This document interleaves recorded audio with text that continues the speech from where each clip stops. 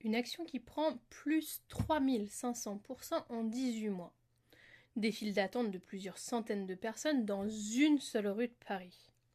Et un mot nouveau inventé pour désigner tous ces nouveaux riches millionnaires.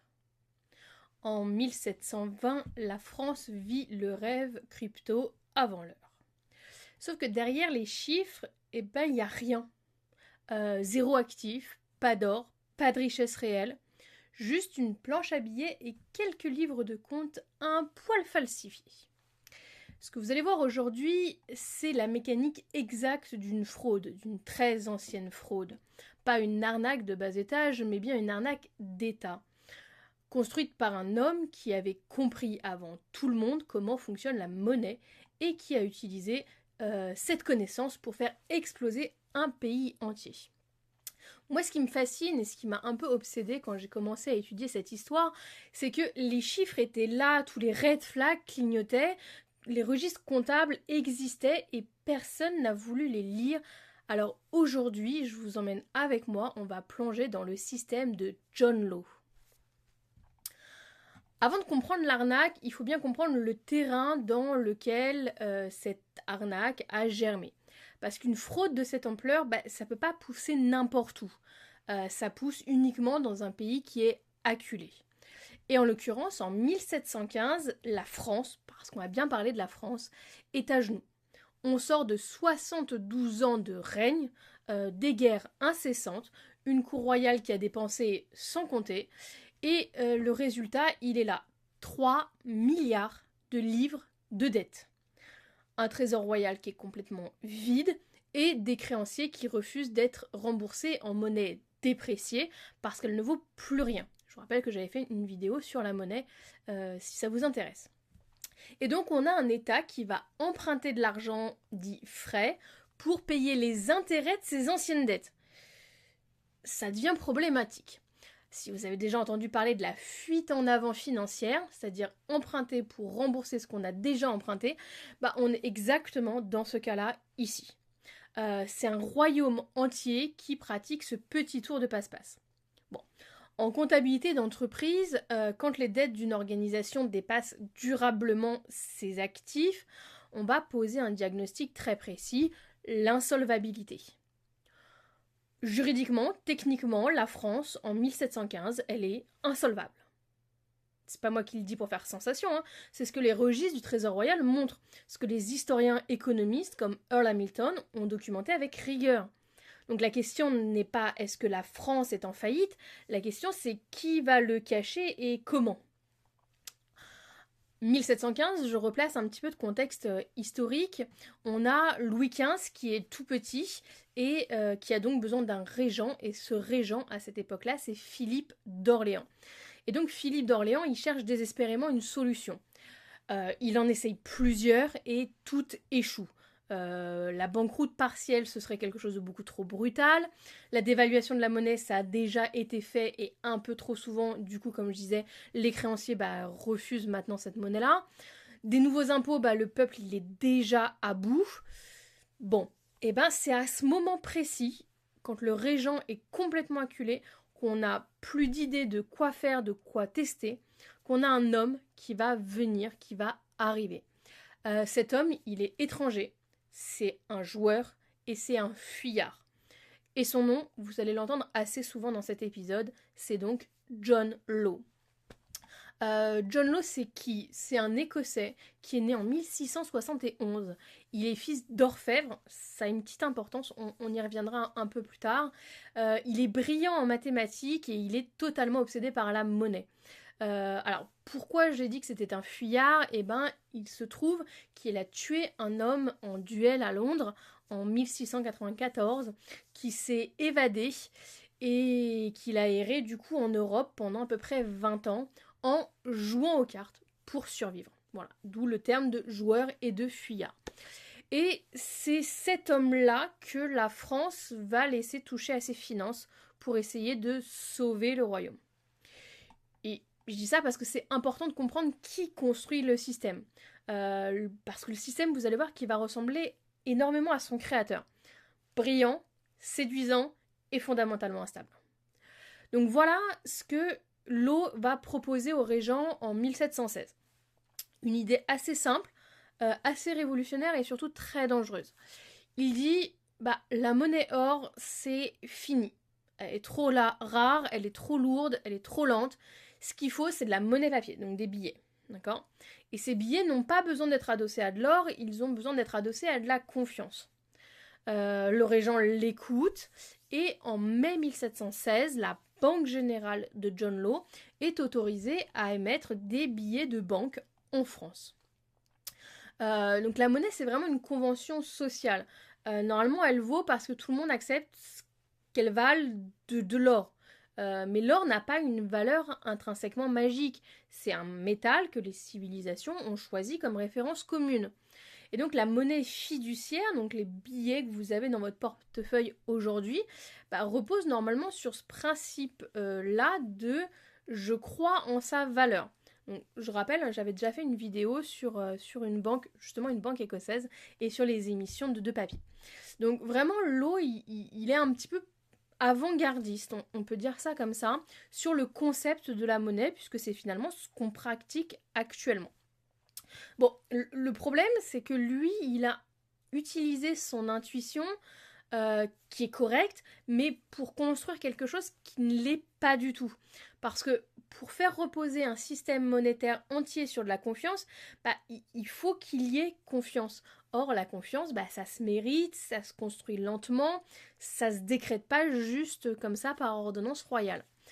Bon, les premiers mois, ça marche. Les billets circulent, l'économie française reprend un peu son souffle, et Law est plutôt content de lui, il célèbre ça, il est appelé dans les salons, le régent est totalement conquis, et du coup, Law aussi prend la confiance, peut-être un peu trop, parce qu'il va décider de monter un petit peu en enjeu.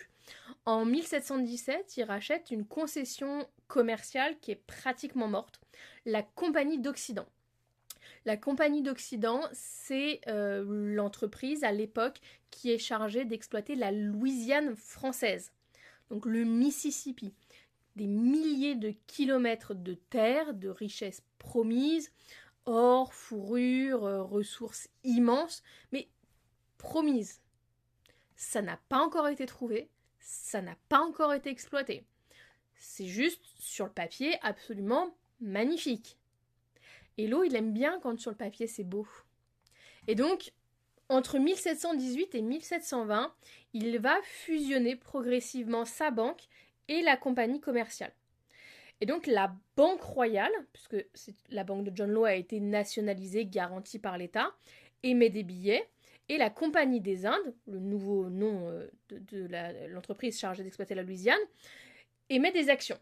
Et les deux vont se nourrir l'une et l'autre. Vous voulez acheter des actions de la compagnie ? Très bien, vous pouvez les payer avec des billets de la Banque royale.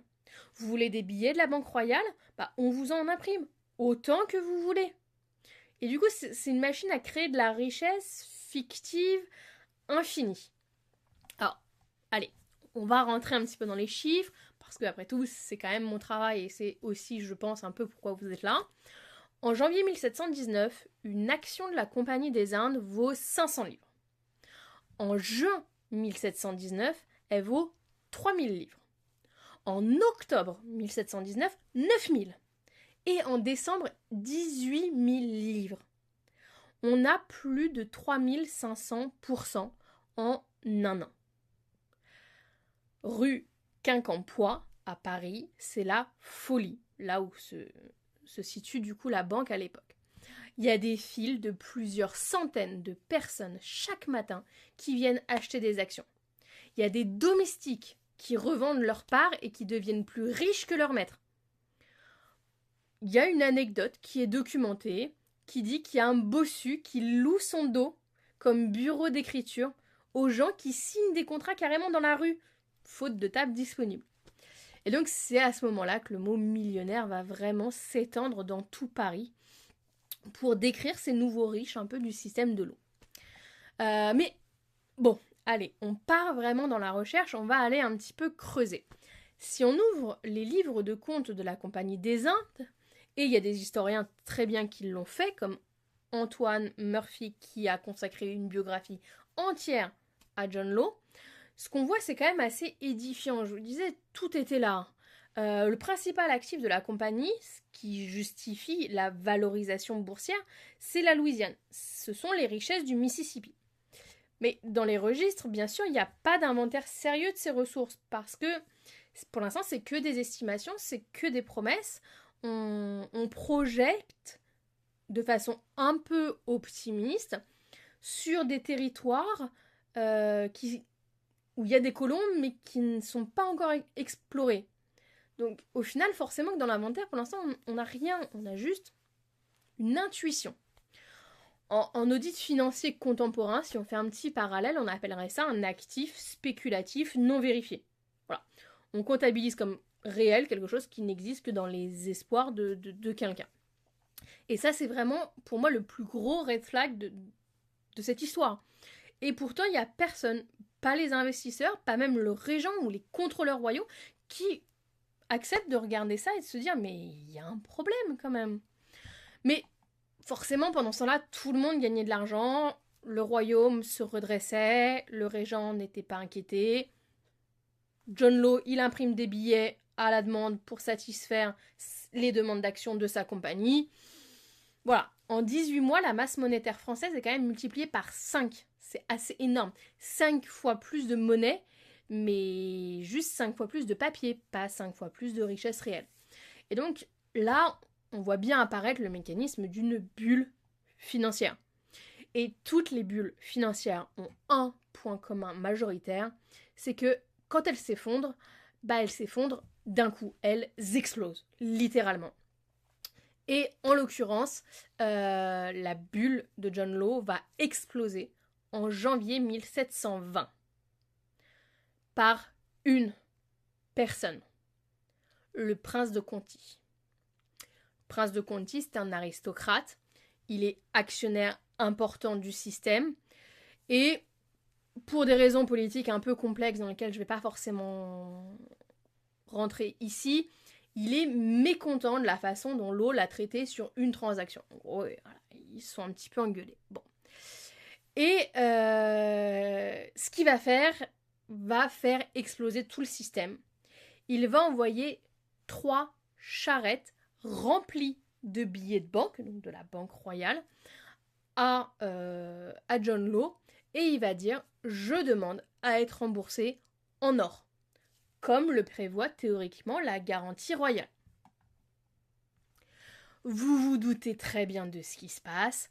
Law ne peut pas payer, pas en intégralité, pas autant de billets, pas sans vider les réserves de la banque entièrement. Donc ce n'est pas possible. Il va quand même honorer une partie de la demande et le régent va intervenir, obligeant Conti à rendre une partie de l'or. Ça fait un scandale politique et le mal est déjà fait, le mot se répand dans Paris. Est-ce que la banque peut vraiment payer ? Et une fois que cette question existe, une fois que ce doute il est semé, c'est mort. Voilà. La bulle, elle est morte. Ils ne le savent pas encore exactement, mais ça l'est. Les premiers actionnaires, ceux qui ont un petit peu de jugeote, vendent très discrètement. Les prix commencent donc à fléchir. Law, il tente un peu de stabiliser. Il interdit la détention d'or au-delà d'un certain seuil. C'est une mesure qui est illégale et très autoritaire et ça va être très mal pris. Ça va accélérer la panique au lieu de la calmer. En mai 1720, la Banque royale suspend officiellement tous les paiements en espèces, les actions s'effondrent, on passe de 18 000 livres à 200. Il y a des familles entières qui avaient engagé l'intégralité de leur patrimoine dans le système, qui sont ruinées du jour au lendemain, et donc évidemment ça fait des émeutes qui éclatent à Paris, et il y a au moins 15 personnes qui meurent dans des mouvements de foule devant les guichets. Law, bien sûr, il est totalement désavoué. Il quitte la France en décembre 1720, de nuit, sans aucune fortune, et il va mourir 9 ans plus tard à Venise, seul, avec aucune ressource quasiment, et il était reparti dans un schéma où il jouait aux cartes pour essayer de subvenir à ses besoins. Alors, ce que l'histoire du système Law nous enseigne, c'est que une loi que la finance redécouvre à chaque crise, sans jamais pourtant l'apprendre, c'est que quand la valeur nominale d'un actif se déconnecte durablement de sa valeur réelle, et quand les livres de compte enregistrent des promesses à la place de réalité, quand la monnaie croît plus vite que les richesses qu'elle est censée représenter, l'effondrement, c'est pas un risque, c'est une certitude mathématique. C'est pas de la morale, c'est pas du pessimiste, c'est de la comptabilité. Et la France va mettre 80 ans à se remettre du système de l'eau. La méfiance envers la monnaie papier et envers les banques s'installe dans la culture française pour des générations. Certains historiens avancent même que ce traumatisme collectif explique pourquoi les Français ont longtemps préféré garder leur argent sous le matelas plutôt que de le placer. Ce serait un réflexe culturel ancré, né d'une fraude comptable 3 siècles auparavant. Mais bon, soyons honnêtes, le système de l'eau n'a pas totalement disparu. Il s'est juste un peu raffiné. Mais si on regarde l'histoire, ça se répète un petit peu toujours. En 1929, des actions de société valorisées sur des profits futurs qui n'arriveront jamais. En 2000, des startups.com sans chiffre d'affaires réel qui sont valorisées à des milliards. En 2008, des créances immobilières toxiques, repackagées, notées AAA, vendues comme actifs sûrs, alors que le sous-jacent ne valait rien. En 2022, les FTX, une bourse crypto qui comptabilisait ses propres jetons comme actifs de réserve. Bon, tout ça, c'est même mécanique, même déconnexion entre valeur nominale, valeur réelle, et même question un peu gênante avec même finalité, un effondrement brutal. Les chiffres étaient là, à chaque fois. Les registres parlaient, et personne ne voulait les lire. Alors, moi j'ai vraiment une question qui me trotte dans la tête. Pourquoi les signaux comptables sont-ils toujours visibles après la crise, mais pourquoi tout le monde les ignore avant ? Peut-être parce que les chiffres qui dérangent demandent du courage. Et quand tout le monde gagne de l'argent, personne n'a envie d'être celui qui dit que ça va s'arrêter. C'était vrai en 1720, c'est vrai encore aujourd'hui. Bon, avant de se quitter, moi j'aimerais quand même vous poser une question. Pour vous, John Law, est-ce que c'était un génie ou est-ce que c'était un escroc ? Parce que finalement, c'est un homme qui avait compris 3 siècles avant tout le monde comment fonctionne la monnaie moderne. Mais qui a utilisé cette intelligence pour construire une pyramide qui a ruiné des milliers de familles. Génie, escroc. Dites-le moi en commentaire et si vous avez un 3e mot pour qualifier notre petit John Law, dites-le moi aussi, je suis très curieuse de le lire. Et en parlant de pyramide, je crois que la prochaine vidéo va parler d'une pyramide un petit peu spéciale. Dites-moi aussi si vous devinez de quoi je vais vous parler. À bientôt pour une nouvelle épopée chiffrée où les nombres continueront de vous dévoiler leurs secrets.